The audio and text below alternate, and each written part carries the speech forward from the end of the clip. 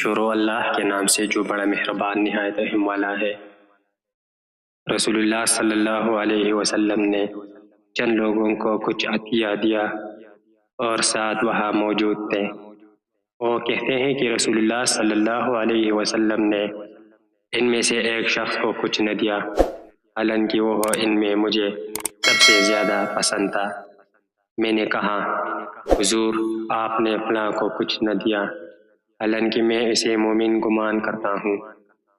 آپ صلی اللہ علیہ وسلم نے فرمایا، مومن یا مسلمان؟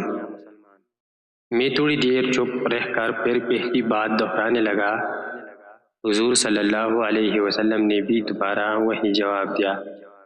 پھر آپ صلی اللہ علیہ وسلم نے فرمایا کہ اے سعد، باوجود یہ کہ ایک شخص مجھے زیادہ عزیز ہے، پھر بھی میں اسے نظر انداز کر کے کسی اور دوسرے کو اس خوف کی وجہ سے یہ مال دے دیتا ہوں کہ وہ اپنی کمزوری کی وجہ سے اسلام سے پھر جائے اور اللہ اسے آگ میں اوندا ڈال دے۔ صحیح بخاری حدیث نمبر 27۔ ایک آدمی نے رسول کریم صلی اللہ علیہ وسلم سے پوچھا، کون سا اسلام بہتر ہے؟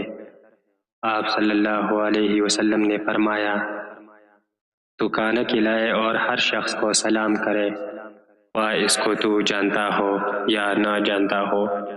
صحیح بخاری حدیث نمبر 28۔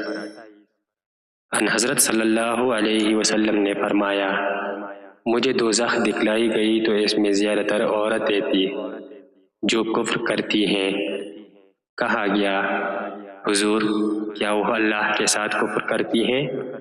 آپ صلی اللہ علیہ وسلم نے فرمایا، خاوند کی ناشکری کرتی ہیں اور احسان کی ناشکری کرتی ہیں۔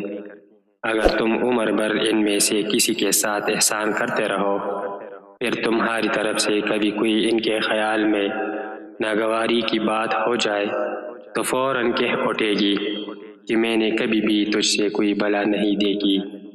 صحیح بخاری حدیث نمبر 29۔